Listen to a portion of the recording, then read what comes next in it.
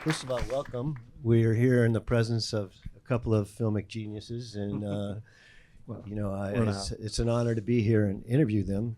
I'm going to open by I have a quote from Jesse Plemons, who plays the lead actor, and he says, "I think why I enjoy working with Yorgos so much is that you watch his movies and some of it feels like it's not coming from a conscious brain.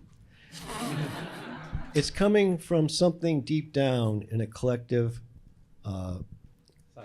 psyche." So, sorry, I didn't have my glasses on. And I thought that was a pretty accurate quote because for those of you who are familiar with his films, they're pretty out there, really, and I appreciate that because in today's world, when we have original filmmakers who have a strong vision and are very artistic, these are people that are, gold, and we really need to appreciate them because there's so few of them out there. So I'm honored to be here. Before we get started, I have a few questions for both of them. One would be curious about the process of how you work together and your prep process. Do you storyboard? Do you shoot a lot of tests? Start with that. I like to tell a story of when we did The Favourite. We'd meet for coffee every now and again. And I, tried to do the thing of like, okay, what are we going to do here and what are we going to do there? And by the end of the process, I had no clue what was going on still. So when we got on the first day of the set, I remember, luckily, you were shooting digital back then, and you had a little Leica camera. You'd come up and you'd show me a picture. You go, I wasn't shooting digital. It's just the only time I did because I had that. "Oh, get away with you!" Okay, no, let me say it. No, I had a very traumatic experience just before. No. Digital camera, the stills camera. I know. Okay. That's why. No, but what I'm saying is that I was able to see the frame you took, so I said, okay, and you're like, we'll start with this shot, and then I think, okay, I think I'm gonna maybe be all right, because you would show me stuff, and from there on, and it's much the same. But now you just use. It was useful for the first time to use a digital camera and see what we're looking for. Yeah. Why did you have it? You find it like I did. I had just done The Killing of a Sacred Deer. Oh, that's right. And I had that stupidly put all of my film in the luggage, under the plane, and I was shooting for days, and then developed, and everything was totally fogged, and oh shit. I had to figure it out. Then I bought some film from there and developed it, and it was fine. So it wasn't the cameras, and I was like, get me a fucking digital camera. But it lasted only for that, a year. Then, I threw them all away again. You've got a lot of cameras. Yeah. Film cameras. I know. And do you storyboard your movies, or? Not at all, no.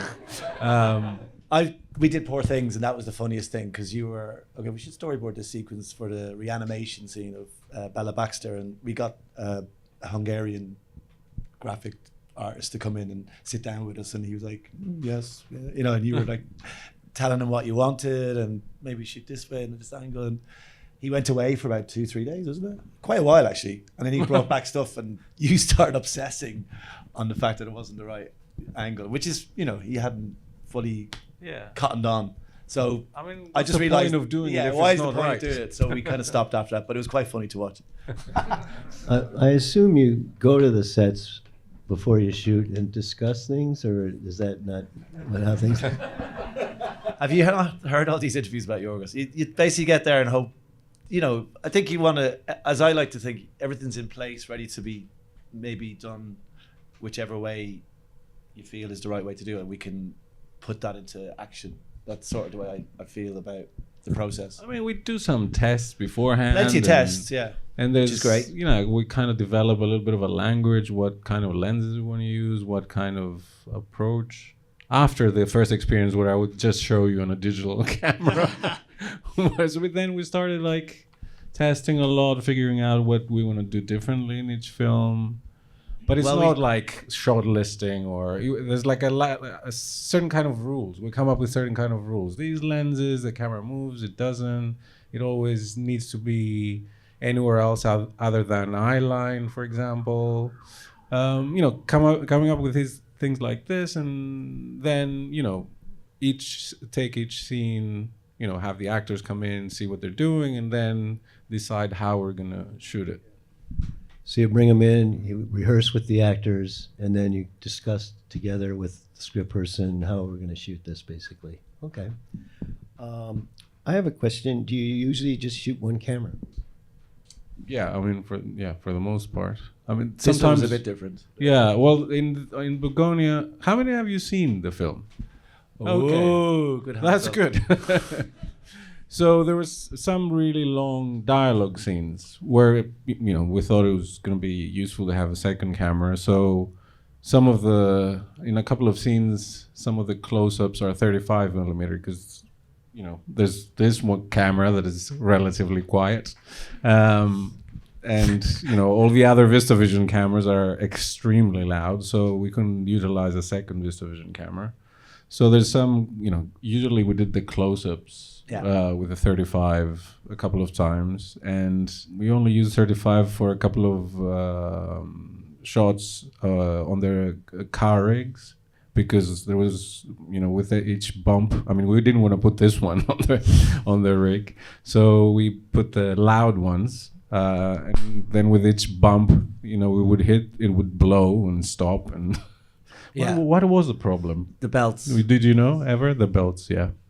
So we shot a little bit of 35 for that, but we had our colors find out the percentage, and we shot 87% of the film on VistaVision, and then the rest on 35 millimeter. Yeah, I know that there's certain scenes like the dinner scene that are very intense, and you do something that is a little bit unusual. You'll frame the actors kind of in a profile talking to each other. And I know there was a thing with Emma and Jesse that was super intense. And I wondered if maybe just because they could react to each other so well, did you cover those profiles with two cameras, or was it always just one camera? Yeah, it was two. Wasn't it? That scene, for example, is a scene that we used two cameras, and then we tried to do the profile and 35 on the close-up, and then again with Jesse, VistaVision and 35, so that they would kind of match as well, like the texture of it and depth of it. The similar shots would be shot from the similar camera. On the set, do you prefer having a really small crew, or is it a large crew that's on the set, or how do you guys like to work? I mean, there's a large crew outside. Baying to get in, trying to get in, and being told stay out. Yeah. But very small footprint inside. Yeah. But I mean, we managed to do that even when we made Poor Things, which is, everything is in a huge film studio. It's all film sets. There's, hundreds of lights and stuff. But we managed to light everything from outside and then just keep the set empty and just be, just the four necessary people on set. And especially on that one, because they had a lot of intimate scenes as well. Sometimes we wouldn't even have a boom operator in. We would just rig the booms, and it was just me, Robbie, Olga, the focus puller, and Haley, our AD. That's it. Maybe and Robbie would try and push the camera, the dolly, and fix the different angles, and it was just us. And then there was a huge studio outside with hundreds of people, crew just waiting around. That's interesting because I work with Wes Anderson. It's the same thing. We usually have 5 or 6 people on set, and the rest of the people are behind the building or something. So it's a whole different dynamic. I wanted to ask you about shooting film and the VistaVision. And when I was watching, I couldn't quite figure out your aspect ratio, so I had to look it up. And it's 1.50 to 1. Is that inherent in the VistaVision That's camera? the base for VistaVision, yeah. And what was your experience with the VistaVision camera? We're fond of it now. It was a bit of a kind of a tricky customer at the time, and we tested quite a bit with it and introduced it to the actors to see if they'd have a problem with it, and they felt that it was manageable, and it's got its technical issues, but essentially it had great results, so it was really worth the endeavor. It is only one of a kind, this particular camera, so if that went down, we were in quite a lot of trouble, and it kind of went down one day. and it was early on in the shoot, so everybody got a little bit anxious about that, as if it was going to be, like the biggest issue with it is sort of the time taken to reload it. So, we all had to kind of like take a little bit of a sort of slower pace to the shooting day, and usually you're like, all right, let's go, let's get this done and that done, but in this particular film, it's like, okay, let's go, okay, let's stop and let's just wait for a minute or 5 minutes and then we'll go again. Apparently they got it down to 3 minutes to reload, but it's usually 5 minutes. It's usually a cup of tea worth, I found. And when you put up a fresh mag, how many minutes do you get off? Well, this one is special again because it it has 2,000-foot magazines. So that there's one we brought in. I don't know. I'll show it to you. Those are the ones we use, so We it use looks these a lot, tiny. yeah. So like a big pizza, and also good for putting a cup of tea on. But So it's 2 of those, by the way. One take up. I was telling the story yesterday, but it's great in a lot of ways, but then taking the film out can be quite tricky. And did you hear that story about your hand? It's 8 perf though, right? Lazy 8 they call it, yes. Lazy so the 8. camera's okay, so the basics are it's going through horizontally instead of vertically, and this mechanism's quite a lot of power in it, so it's really dragging it through quite fast, and because of that I feel that's why it maybe had a few issues, because it sort of is prone to maybe a little bit of a jam now and again. And which direction was that? We the pan. You can't couldn't pan right fast. There's a scene in the film where Jesse throws a chair across over Emily's. He just nearly hits her with his chair, and the camera's like, you love a whip pan, so I was like, this is the whip pan shot. And I went, literally, it didn't even get to the end of the whip pan. It just totally snapped and broke. Because if you think about it, the film's going in that way. So if you kind of if you're going against or like into it, it's sort of like making it jump. And we learned that lesson, didn't we? But we could whip pan to the left. Yeah. So it's left leaning camera. Bottom line is she's gorgeous and she knows it. That's why she's temperamental. That's what Emma says. Like that's how Emma likes to describe her. Damn right. Wilma.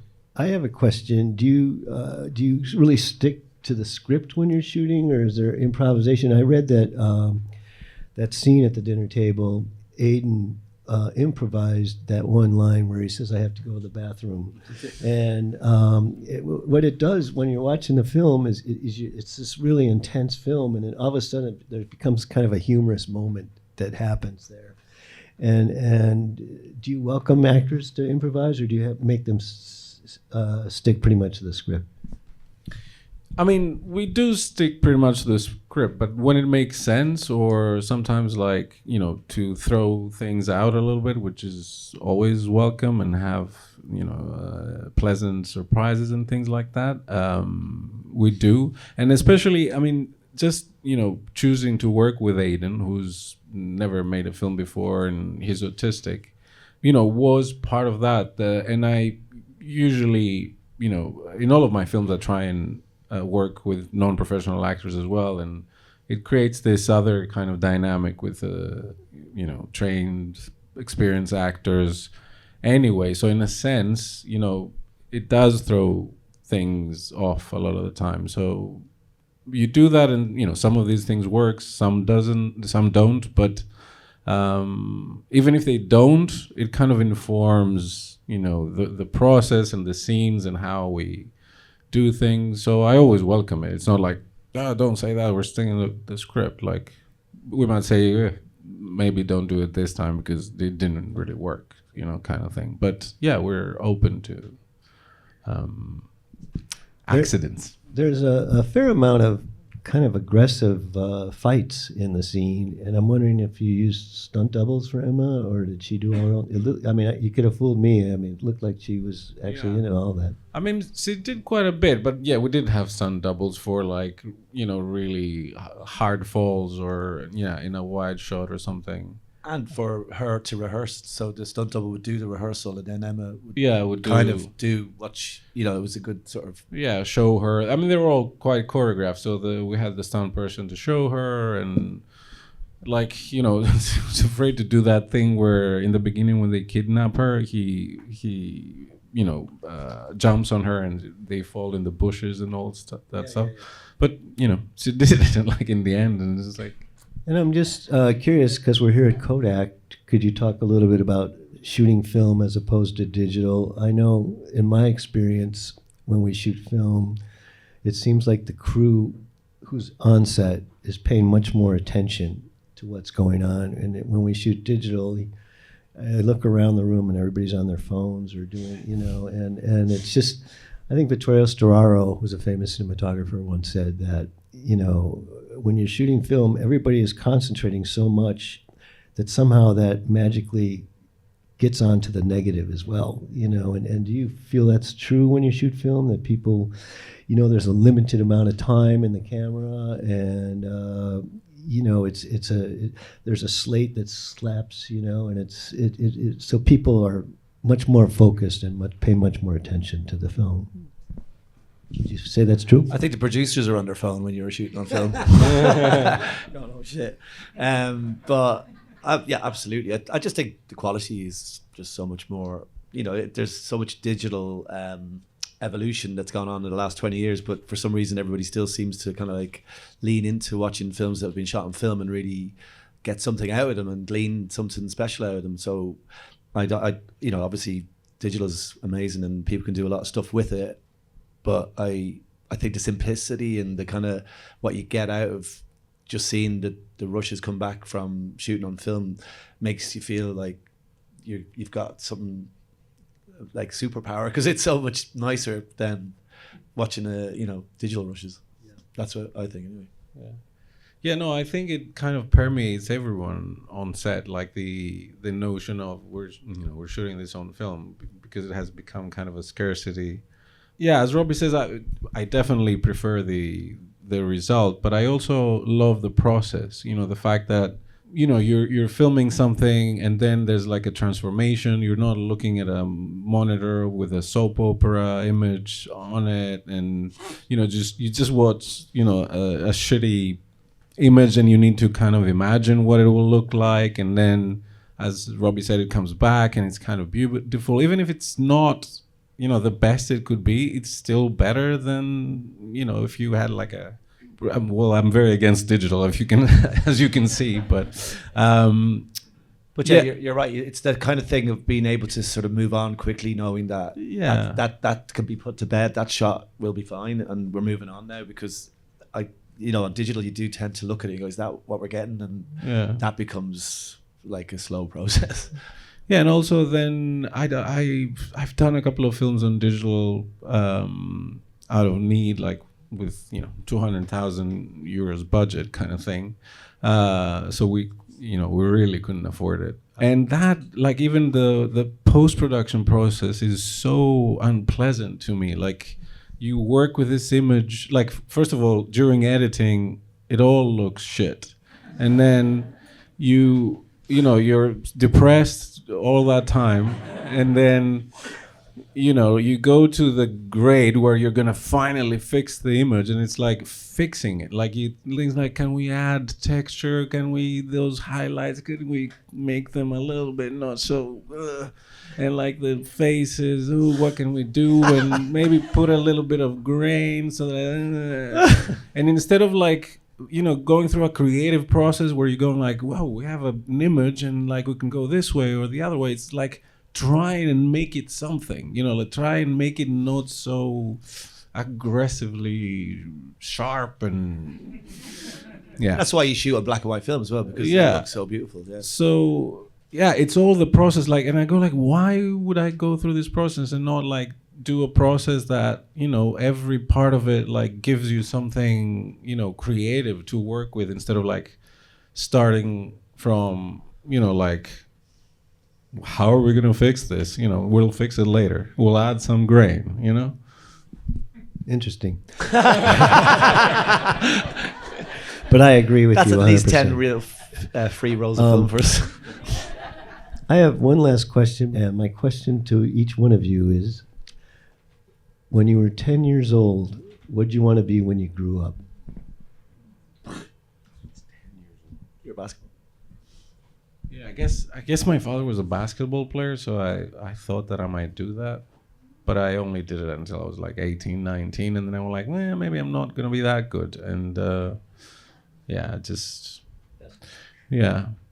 I don't remember what I was doing at 10. Me neither. It was just an assumption. Right? Yeah, but no, I remember when I was 15, I was 14, 15, we were making loads of short films, me and my cousins and my friends, and that was, what we did in the holidays, and couldn't wait enough time to get through to school to do another one. And my brother would write the scripts, and they were really like ridiculous. And we used to shoot in Super 8, and then I remember we went and we did a big budget one once where we got like forced perspective, airplanes blowing up and stuff like that, and we were really excited about it. And we'd found that the battery compartment on the Super 8 camera, there was no battery in it, so for the delight meter, so we put that in, and it was on auto. We got them because you send it off to Germany 3 weeks later. We're all sitting there waiting for it. Like, come on. It was all black, except you could see the explosion of the airplane because that was a little bit brighter. It was very depressing. Do you still have any of those films? I think so. Yeah, my cousin's really like quite. I don't know what the word is. He's very fastidious. He kind of stored everything, and he kind of now and again shows us a few of the films, and they're hilarious. Like really funny. Really funny. Yeah, I used to shoot Super 8 as a kid, and you have to edit and cut your actual film when you're editing. And we were like the one in the, we edited in camera, but then he got a VHS camera, and then that was like, wow, this opened up our minds because we could shoot so much stuff, and I think it all lost a bit of pizzazz then. What I thought was interesting about it, how you set up Michelle's environment versus the environment of Teddy and Don. She lives in a very kind of cold, more sterile type environment with cooler tones.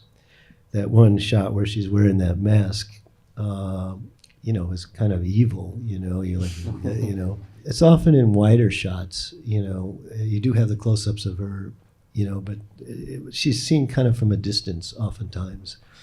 Whereas with the two guys, Teddy and Don, it's warmer tones. It's a cluttered house. And again, I wrote down when Don says he feels they look silly. I thought, that got a good laugh from me when I saw it. And also, the music it really tells you a lot about how to feel about these people. When you see Michelle, it has this very kind of strong, creepy kind of music to it, and it really kind of sets it up pretty well. One question, just technically, is when they're running through the forest, was that a drone? Those high angles? Was that? That was a tough day. Yeah. Well, I don't know. It was that was a Steadicam on the back of a truck that we basically were running out of every bit of time, and we tried to get things up into that pathway, and it was a bit of a scramble, to say the least. So we're lucky that shot exists. But then we used we were on you guys call them ATVs or ATV with a lever head and a Steadicam now and again, and some people driving the cars. The Gator. Yeah, that's it, the Gator. But yeah, no, we had the bow cam for that stuff. That would have been all on a remote head on a bow cam or a Steadicam on a bow cam, the AR rig. We did one drone shot. Oh, we did, of course. 235. Yes. Yeah, when he kills, well, for the ones you've seen. Spoiler alert. There's a murder happening. And there's a shot from high up that goes fast, and we put a 235 on that. Okay, these are some questions that Focus has given me, which they were kind enough to do this. You don't have to do that. I will unless ask, they're interesting to you. Well, I will ask. Some of them I automatically crossed off already. All right. So, good. But they look quite long. They are quite long. Yeah. I'll try to give you that's a lot this of one dialogue. is for Robbie. Okay, you go. And it says go. these early, talking about training, these early scenes really define the contrast between the world Teddy and Don inhabit versus Michelle's. I did touch on that. Which is exactly what you I said. touched on. How did you and Yorgos approach highlighting this contrast to make these two spaces feel like they belong to the same universe, but came from totally different realities? Whoa. It has more of a compliment in it than what you did. You know, like, how did you manage? You know, it's cold and warm. I think Blue this and is yellow. They complement each other. This is where we can big up James Price, really, because it's just Oh, you his can go work. that way? Yeah, Yeah, I think we yeah, should. sure, yeah. Because the camera's not really doing anything different. It's just what's in front of it in the way we're filming it. And James's production design for I Teddy's think a house lot is of it's amazing. by the production design, really, Yeah, you know, and also the lighting, obviously, but you know, Yeah, and and the weather. I'm not sure if I could keep asking these questions. Let me try one more. I'll try two more. For Yorgos, you love exploring physicality, and this is one of the few moments where you see Jesse's body language at peace before things change. What kind of direction do you give Jesse in a sequence like this where stillness and absurdity have to coexist? You can say I pass. No, I mean, I didn't give him any direction. It was like, you know, he read the script. He had done a lot of work about the character himself. And generally, what I do with the actors is just let them do their thing, especially when it's someone that, you know, so talented and extraordinary. And I've worked with them before, so we have a shorthand. I just, you know, let them do the thing, see how they approach it. And if there's anything that I feel doesn't necessarily fit the world that we're creating, or if I'm not sure about something and I want to try something different just to be able to shape it in the editing room, you know, I do that. But like, these are incredible actors, so like I don't really say, oh, you have to do this now, because it's like, you know, the stillness before the storm. Which you can say afterwards, I guess. You can observe. I wouldn't have thought of that. I thought it was interesting that, you know, when Michelle's coworker was in there, you kind of shot her as a profile, you know, and then we see Michelle's side where the eye line is much closer to camera. And I particularly liked that one high angle that you had towards the end, the close-up of Michelle. You know, it was an unusual shot, but it really made me feel a little bit uneasy, you know, and I think that was probably what we were going for. It's, again, the production design it is so much to kind of define her world, you know, and so looking towards Michelle, it was very kind of dark in the background, a lot of glass, overhead fluorescence, and it felt like a much more hard, cold environment. And when the coworker leaves, you know, it's kind of back there in a wide shot, and she walks back to the pretty empty office. And so it really kind of gave me the feeling of isolation and not a friendly environment. And I also like the wide shot at the end where she's leaving. And I feel like in some ways, by shooting things like that wide, it made me feel like I was kind of a fly on the wall, kind of observing this, as opposed to, you know, a lot of close-ups and things. And you only use the close-ups for those moments to accentuate those. And I think that was something that really appealed to me. So, okay, I'm going to go over these questions. This is kind of what I just said. This is great. The office sequence is so visual with the glass walls, reflections, It's your questions. and the cold It's like geometry. ChatGPT versions of your questions. I just got this morning before I left. They sent it to me, but I feel like I should ask it. Robbie, can you walk us through how you approach Walking through what? Can you walk us through how you approach shooting through glass without flattening the space? Without smashing the door. That was a nervous moment getting through that door. Oh my god! Like, there's a lot of moments in the film where it was a bit. We had a semi-experienced script team that were, you know, working under a bit of pressure for themselves. But we had I think it was a Libra head on a Fisher 10. Going through that door with walking pace, and it's all glass doors either side. So I just had so much fear of her walking through a door. It's not in this sequence, but it's in the trailer. And I'm glad it didn't come to pass. That was a drama that was avoided. But what was the question? Well, How but did you shoot through glass? Oh, how do we without shoot through glass? flattening the But you space? did have that at a low angle. It's flattering again. It's like compliment. Oh, nice. Was the low angle so you wouldn't see everything reflected when she goes through the glass? Have you not watched Yorgos Lanthimos films? There's a lot of low angles. It's all low.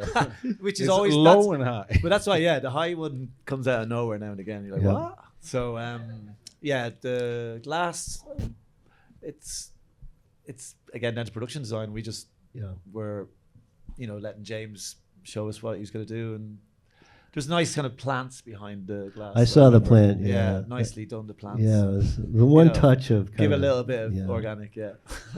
oxalate helped. But we just did we go back twice to that place? Yeah, We did. Yeah, we had a 'cause beginning had to and blow it end. up. Yeah, that's it. But it was a bit of a, like, ironically, the basement being a small environment and very kind of like, you imagine claustrophobic. I felt more claustrophobic in that building because the air conditioning was so life sucking, and you just couldn't get out. You'd be stuck there, and it was actually quite nauseous a space to be in. But from a shooting point of view, it served our purposes. Okay, so that was obviously a location. Did you have to do much in the production design when you went in there? Did you? Yeah, it was like a totally empty floor. So Okay. James had to like create the spaces, the meeting room, her office, then The carpeting was good as well. cubicles, create some pathways with carpets and stuff. So yeah, he did quite a bit of work on that. It was like a shell, the space, and So then you filled the space basically. Yeah. Where was that? that was in Slough. England, in England. Slough. Yeah. Yeah, town near the Heathrow Airport. Oh, okay, great. So we showed most of the film in England. We actually built the entire house in the country with the basement in. So the entire thing was built as a real house, just no plumbing. And yeah, then we shot exteriors in Atlanta here for Right. the city Right. stuff. This is for Yorgos. There's something quietly sinister and hilarious about this scene. How do you direct Emma when a moment like this relies entirely on tone, where the words are absurd, but the performance has to stay straight? Same answer. I don't tell her anything. I think it's it's a the script is so particular tonally. She gets it. She has an incredible comedic timing. She understands tone. Like, we've worked together so many times. And again, my thing is to just like tiny things in terms of pace or whatever. Whenever it's needed. Sometimes it isn't, or sometimes it's just for variation. Yeah, again, so same. Yeah, they're great actors. Did you shoot other coverage that you didn't use in the film, or was that do you shoot a lot of coverage when you shoot these scenes, or how does that work out? No, I think we use most of what we shoot. We did shoot a chase scene that we cut out entirely of the film, which Andrew talked about the other day. They asked Did you him, talk about it? Yeah, we did like a PGA Q&A, and they were like, "Which was the most challenging scene?" And Andrew goes like, Andrew. "Yeah, Oh, Andrew, God. Andrew, the producer." He goes like, "Well, there was this scene that was shot in Atlanta, and it was like very logistically extremely difficult. We had to shut down the highway and all that, and cars and the crash, and it didn't make it into the film." It was like, so that entire scene didn't make it into the film, but the coverage of scenes that are in there That's so is there. Did you shoot a close up of the coworker? A frontal close up of her? No. Okay, so you just said this is how we're going to do it. Great, I love it. I really love the wide angles, and like when you see the car pull in and they run up from behind the trees and they run after her, and just a slow dolly in, and it really made me feel like I was an observer there, and it wasn't covered greatly. I mean, these shots were, and the shot inside with the pool, I thought that was just fantastic, and the sound was a little bit muffled. and it was kind of comic in the way they were flailing around in the bushes in the background there, and you're not really sure what happens. And she breaks free. Then, as she's running towards the camera across the lawn, all of a sudden you see the needle in her leg, and you know that they had stuck her with something. And so you're constantly discovering new information on each shot, but it wasn't covered like most people would cover that type of a thing, and a lot of it's in the wider shots, which I think really made me feel that I was participating and I was hiding somewhere to see it. And that was something that I really enjoyed. Yorgos, how did you, Jesse, Emma, and Aiden build the rhythm of that moment? Everything was rehearsed. I think with the stunt people, I explained to them early on that I wanted to, not do the typical thing of like create a fight sequence where it would have to go like cut from one side and then the other side, and then so that it felt impactful. So they rehearsed it a lot, and I would go there and adjust things, and especially when we knew where we're gonna shoot it and approximately how, we would tweak things. And then we had actually that was one of the first few days of the shoot that we did that scene, and we did have a bit of time for that. Like we kind of rehearsed the previous day, and then we shot it the next day. So it was just rehearsing it, and then again they take over, and like just I remember being on set and just seeing Aiden running behind the car the way he did, and I go like, this is gonna be great. And so it's then they take over, and it just becomes this other thing. And they were exhausted doing that. Yeah, it's a lot of physicality. Because they did a lot of rehearsals before we shot it. We shot it a few times, so that I remember everything like they were worked. just both sitting down, really tired. Yeah. At one point, we lost her shoe because as she throws them away, it went up to the roof, and we're looking for her heel to get it. And yeah, it was really well choreographed, and we did cover it a bit as well. There's a couple of shots, but the shots. There was an edit which I didn't use those shots at all, but in the end, it felt like more that you're trying too much to go like I did it in one take, kind of thing. And then I like that it feels like that, but you break it a couple of times, and it's like I find it more interesting. For even formally and more effective in terms of what's happening. Yeah, to not just do it for the sake of saying we managed to do it in one, And like I've been saying, just the fact that they stayed from a distance with those wide lenses really added to me feeling like I was almost participating in this, which was really nice. For us, these are kind of normal lenses. That was tight. The stuff that we've done in other films, these were like you're straining yourself. Our standard. Robbie, could you talk about that one low-angle shot in the car? And did you use the VistaVision camera? Actually, these are two of the few VistaVision That's car the- shots that the front- made it the into front the shot, film. yeah, The that- front that- and the inside one. Oh, that's right. Yeah. They didn't break down, so we have a couple of shots of the car as well. That was the first week as well, and it was Yeah. raining. We had a whole day of rain, and it was just really sluggish to get that sort of whole sequence done. And we ended up going back to do it again, I think. And there was a lot of issues, but that's right. We kind of gave up on the VistaVisions after that sequence in the car because it's a tight space and they're wide, and so it was an executive decision to maybe do that, but they do look nice. Did you take the door off to get the camera in there? No, I don't think so. The seats came out. Yeah, Seat came out. It's a big car, the Yeah, G-Wagon. Okay. Except the back seats are pretty tight. That was a small space. Okay. They made that small. And this was a question for Robbie again. It says, you mentioned James Price made the doorways a bit wider to fit the VistaVision camera. How did they know that you mentioned that?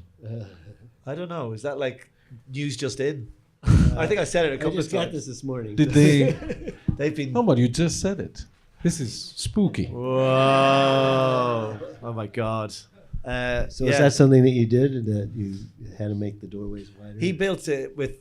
We knew that we were shooting VistaVision, and I think he'd seen the camera. And Yeah. Lily, his art director, was coming up like measuring the camera and going, "Okay, I think it's this wide." And then they compared it to the doors, so they decided to open the doors up a little bit. I think. Okay. They forgot to make the stairway down into the basement a bit easier to get down, though, because I just look back at the film, going, "If we only had a shot where we could have gone down, but the cameras are so big, and so like it goes down and it goes really round the corner, so it was tight for them to get down there, and that was always a bit like."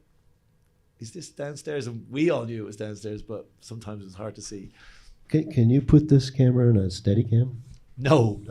I didn't think so. I didn't think so. Although they say they could do IMAX on a Steadicam, is that right? So this could go on a Steadicam. If you really, Really? wanted it, no. But if an IMAX is the same weight, This is actually heavier than okay, it's heavier. Yeah. All right. and not only that, but that It's ungainly, yeah. architecture. Yeah. You get the bow cam on a Steadicam. You do. That's enough. Yeah. These interrogation scenes are all amazing. The actors are phenomenal, is all I can say for those of you who haven't seen this.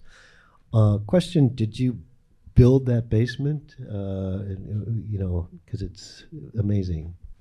Yeah, no, we built the entire house as a house. So the basement was downstairs, yeah. It allowed us to also kind of shoot chronologically, so we could go, day by day, go like, okay, today would be the scenes upstairs that they do, and then they go downstairs, so we can go downstairs, and then next day we can go back upstairs.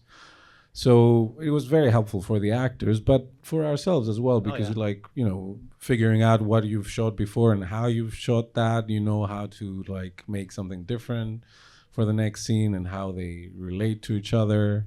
It's easier to like than trying to imagine like shooting completely out of sequence, how things are going to fall into place. So yeah, James built the entire house in the countryside in England, and brought in like telegraph poles and he pretty much lit it for us as well. yeah, and we put in a lot of lights, and the other thing is like, which helped again the actors a lot and ourselves, is like the detail in the house. Like there was stuff inside the drawers and inside like bowls and cupboards, and the actors would go around and open something and there were like stuff in there, not just like fill it up with something, like there was an idea behind it of what Dedrick would have done, or something from his mother or whatever. So it was like an extremely detailed set, which you'd never really get to see, but what you get to see mostly behind the characters. We never had to worry about like, oh, maybe not see this side, like just see that part, which is better. Like the entire thing was like extreme, like that house was there for years. Yeah, I thought the basement was one of my favorite sets. Really, it was so beautifully done, and the lighting had a kind of a greenish quality, and there's like the greens and the tans and the colors that we've chosen. Yeah, we tested a lot of lights before James chose the fluorescent lights, and then we had found this nice tungsten sort of work light that was actually a film light, but was created quite a hard shadow and bright light and quite warm. So that is in a lot of the early stuff, and it's basically using all the things you would find in the basement, which I really like. I wonder, do you ever, after you edit a scene, go back and do pickups on it, or has that ever happened? Which happens in a lot of movies that I work on. So Rarely. yeah, I mean, most of the times we don't have the chance to do it. Like we had to move on, and it's hard to go back. But again, like in this situation, I don't remember if we like really did something, but maybe since we were shooting in the basement, maybe we go like, oh, you know what, we did that scene, maybe we didn't get to do that close up of something. Since we're here, why don't we, do that? But like it's rare, and for a time I was thinking of doing some pickup shots, like I was editing and I wasn't like really satisfied, but yeah, in the end we just made it work, and it felt even better than going back and reshooting something. Yeah. So no, we didn't. Yeah, and we were in the reshoot same anything. location for 5 weeks, so it was always possible to maybe, if you had to pick something up, it was we weren't going back to another location. It didn't bother me, but I noticed that Don, the only time you see him is kind of in the background, out of focus on Michelle's shots, and I watching it this time, which I've watched these clips several times. I thought, oh, he kind of gets lost back there, but it really is between Teddy and Michelle, really, and that's where the focus of everything goes. Let me see about their questions. Yorgos, this is a perfect example of how you use stillness as a form of comedy and horror. How much of that rhythm comes from you in blocking, and how much from Emma and Jesse's instincts once they're in the room? Well, as I mentioned before, I do try and let them bring whatever it is that they were thinking about, their characters or the scene. I might suggest, maybe this time you're sitting and this time you're standing. They'll try it out. If something doesn't feel right to them, they'll say it. So it's very collaborative.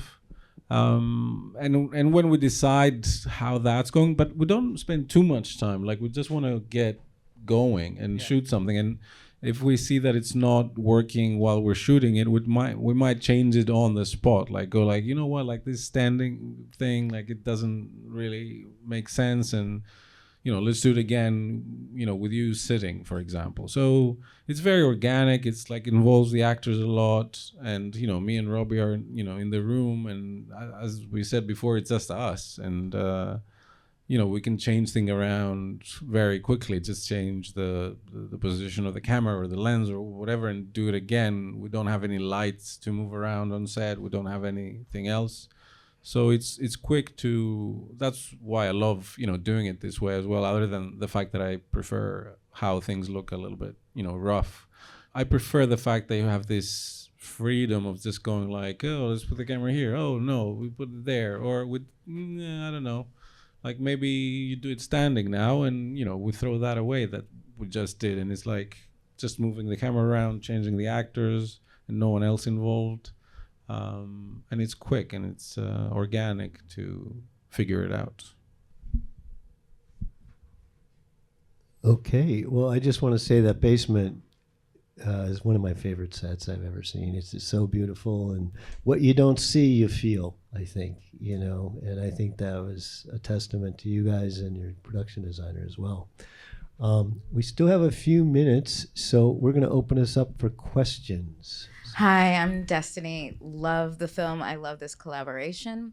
I've only seen it once. I will see it again. But I found myself with this. I love, like Rob, you said earlier, this unease, but that unease was quickly melted away into humor. I guess my question in this is, how much intention was put into that design, or was that something that organically was found with those performances that you allow the actors to bring in your editing? Well, I think it's a combination of all these things, and that's why it feels so collaborative, and I love it being collaborative, and that's why we work with some of the same people again and again, because it creates this trust. It creates a shorthand. You can rely on other people to take care of something, and then you focus on something else. So yeah, it's all of those things. I think for me the most important thing is the actors. Like, just make sure that that's working, not limit them, with, oh, I would like the shot to be this way, and, I don't like it. So, make them do something that's, unless it's like something very specific and technical that we have to achieve, the rest of it, I prefer to take the lead from them, and then figure out how I can make it, fit into the world and the atmosphere and all of those things that you're describing. And then editing is quite a bit of a, process as well, kind of rediscovering the film. Although we don't do that much coverage, like, it's not like we have all the choices in the world. The pace of it, or what you choose to not include, or the length of a shot that you decide to keep, or what I said before, like, we kind of did the kidnapping in one shot, but like, we did a couple of shots that we might have needed. And then in the editing room, I realized that, the one thing felt a little bit too self-conscious. So I love to break it up. Like it's like a very collaborative, very, organic kind of process. I don't really know exactly how the film is going to turn out. I hope for the best. Like it's, we work hard in every part of the process to do, whatever the thing is right for the film. And it always becomes something else than what you thought it would be. Not necessarily a million miles away, but like it's its own thing. It's a lot. And I like allowing it to be that. Like I don't want to, control things so much that it becomes, like clinical or whatever. Like accidents, improvisation, as mentioned before, that works. A lot of times it doesn't, but like you have to allow it to happen so that it works at one point. Like all of these things coming together, and hopefully Like the scene with the camera where it became a bit apparent. Oh yeah, and what you mentioned, like, do I see this protective shield? That was the VistaVision going a little bit crazy. And Skidding. Yeah, something that wasn't meant to be happening, Jorgis incorporated in his attention of Donnie's character, and it kind of works very nicely. Yeah, so it it felt for that moment like it worked, and actually they removed it in post. And I was like, where are the what happened? And go like, oh, we got rid of it. I go like, no, bring it back, and we'll also add some sound on it to make it even more present. And John. So Johnny. Yeah, no, it's brilliant. We went with Johnny and like tried to figure out this like subtle sound that these things would make, and it's an accident, but like you if it makes sense, you use it. Scotty Fraser, this is kind of more for Robbie. Your gaffer, you said that the production designer had built the house minus the plumbing. Yes. There was no plumbing. They put gas in. Well, they did a little bit of plumbing. You can go to the toilet, let's say. So the The was tap, a big the toilet tap as well. would everybody was using the Yeah. holer outside. Exactly. So the lighting, what type of lights were you utilizing for the basement? And you had said that you had quick movement with the actors, being able to be like, hey, let's put them here, let's try it this way. In regards to resetting stuff, did you have to reset lights during that? Allow the gaffer and the team to come in and do that? Or was it something that it was already lit in a way that you could go wherever you needed to go? Yeah, Johnny the gaffer was I think he's a very talented gaffer, and he was one of the few that was sort of stay outside as well. So he was always a bit like trying to get in, and his best boy would have the dimming desk on his iPad and all that. But essentially everything was in place in situ, and we didn't have any other lights on set at all.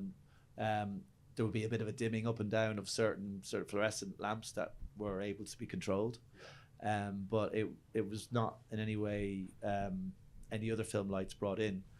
We had a couple of lights outside when it got really dark up in the main house, because the main house was actually quite a big space, and in a way the light didn't get into the middle of the room, so that was always a bit scary. But luckily it was quite nice. The summer got a bit better, so the weather came in a bit more light. The funny thing was, though, he had quite a difficult job, because this camera works at American a 144 degree shutter. It's set at that, which means that all of a sudden we realized that the lights would all flicker really crazily if it was on UK power.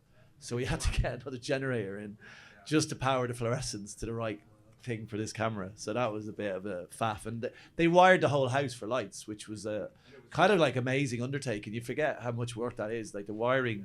And they put all the wires into a shed next to us that you couldn't see. But if you open that door, it was just like a hive of like electronics, and like what the hell's going on there? Wired 220, right? Yeah, this is what this camera is. So we had to have a kind of a 60 hertz generator that could flip to a 50 hertz. I don't know. It got complicated. And so he did have a bit of work, and he had a lovely moonlight. Do you remember that thing? He had this weird crane that I didn't ask him to do, but he just built it anyway. Had a crane with a scaff tube rig that like looked like a moon, and then he put silk over that, and we used that a little bit. But you were a little bit like, what's that? Did I have a question? Did your gaffer, because they weren't on the set, did they have a monitor or anything in case you had to do dimming within? He the did shot? get on the set. He made sure he snuck Okay. in there. Like it was a way. He's like, Johnny, Yeah. you don't need to be here. It's okay. Relax. And he was like, he's still there. Okay. And the best boy was there as well. So that was a little bit like Yeah. he just wanted to be there, which is fine. But I hadn't worked with him before to tell him to maybe pull back a bit. Hey Robbie, hey Yorgos. My name is Meg. Yorgos, your visual language, all your films have such a distinct visual style, and it owes a lot to your slow zooms and the crazy wide sort of lenses. So I'm just wondering, with Bugonia, what was the sort of decision to steer away from the zooms, from that the wide lens sort of language that's set up in Poor Things, Kinds of Kindness, and like the rules that you mentioned with how you all go about setting this visual language, if you all can share some of those rules. Yeah, I think we reached a point after Poor Things, when we went, where we wanted to go with that kind of thing, and it kind of felt right for the material and what we were trying to do. And then when we made Kinds of Kindness, I think we kind of did that kind of differently. We use anamorphic lenses, and there aren't any zooms. There's not many wide animals. Yeah, there's not a lot of wide angle. I guess there's like the curvature of the anamorphic that might seem like a little bit more wide. So that we did differently as well. And on this one, figuring out that we could actually shoot on VistaVision, because we actually shot a little bit of VistaVision on Poor Things, just one scene, the reanimation scene. So from that moment, we were actually trying to figure out a way of shooting an entire film on VistaVision. When this camera came along, which is quieter than the cameras, the other cameras that are around. Hmm? Yeah, roll it. Is this one? I can't hear without aircon.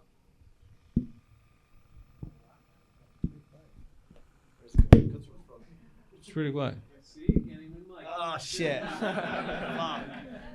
Anyway, our sound designer has a lot of problem with his sound. No, it was also the fact that we were in a basement and like the ceiling was really low and like it Coming up with like echo. Like Yeah, what was that? That was a bit of a weird. it amplified the sound. But anyway, it's pretty quiet as you could not have hear.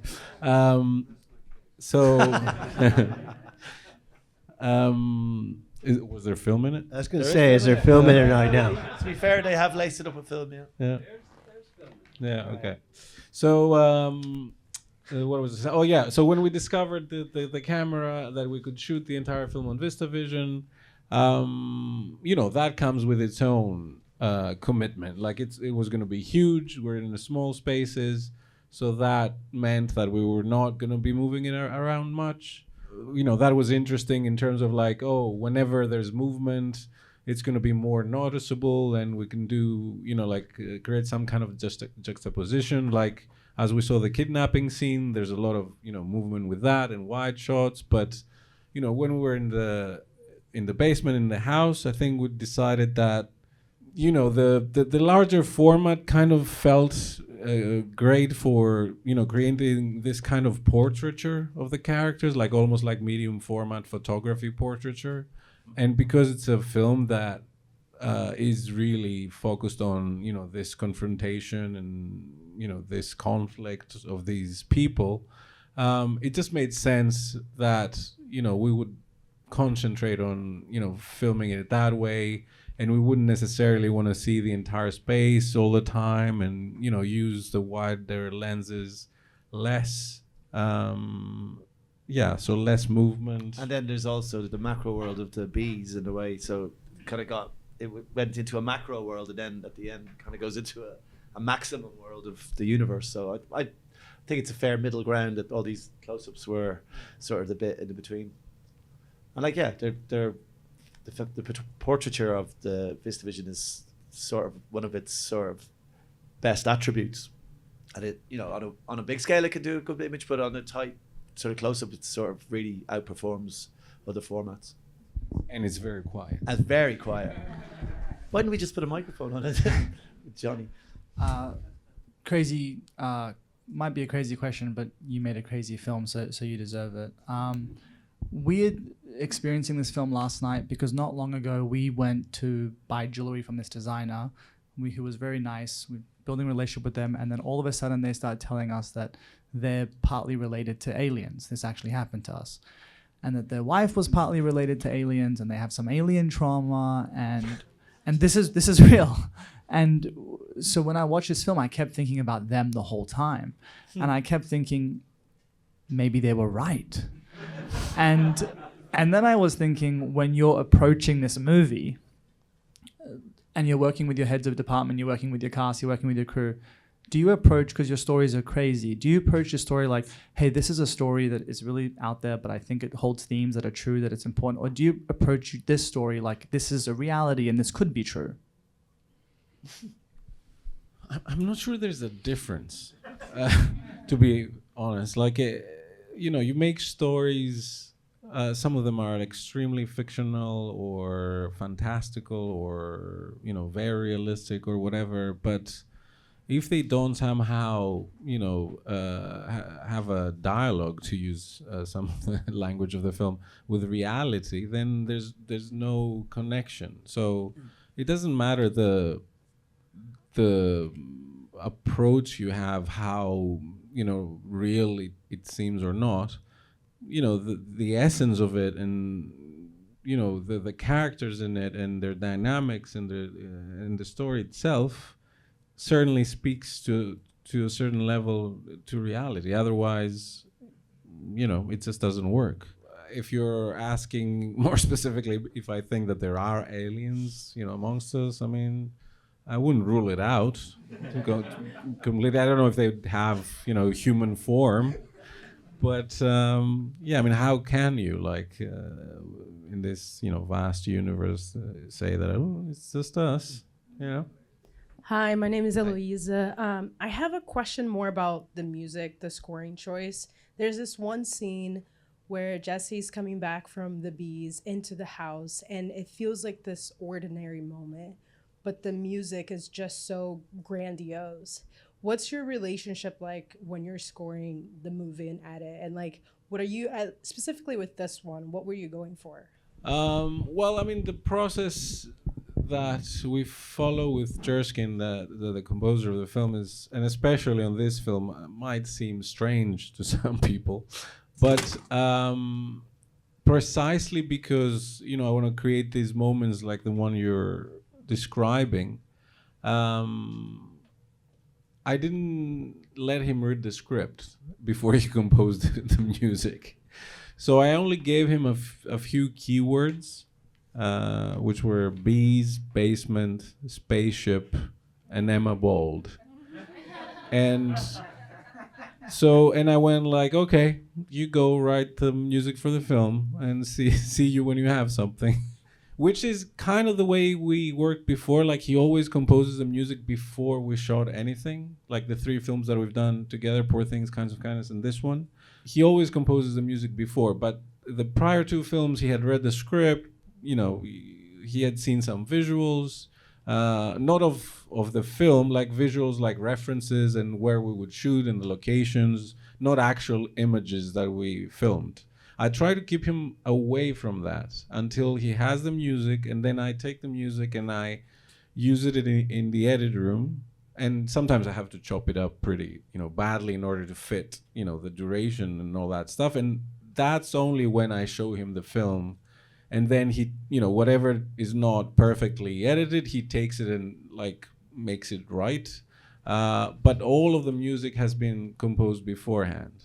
And I think it's an advantage in a sense of, like, I always found music so limiting in films, like doing the same thing that the scene is doing and telling you how you want to feel or whatever. So what you brought up is a perfect example of how I enjoy using music in a film. Like, there's this like beautiful grandiose thing, and he's just there with his bees and walking back, and that, like, putting these things together, this juxtaposition creates this other tone which you wouldn't even know how to explain to him, like, or I didn't even know that I would have the idea of using that piece of music in that moment. So when I have it and I have the scene, I go like, why don't I try that on that? And it's kind of the same piece when he's going to work the first time and the cop stops him. It's again that music. So it's the music like going to work, coming back from work in a sense, but like it's huge.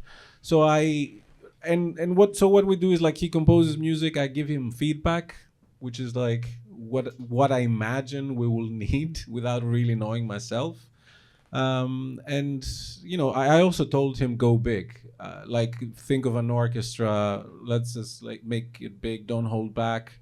Because again, I knew that I wanted to juxtapose this like very claustrophobic environment, 3 characters, tight spaces with music that was like big and would bring this other dimension to the film whenever it was needed. And as he himself admits, like if he knew what the film was, he wouldn't have gone down this direction. But it's the only way I've found how to use music on film. I have to have it before, like I have to have my library of music and then try to find the exact tone that I think each scene or the entire film needs, according to my perception of it. But yeah, It's pretty amazing soundtrack.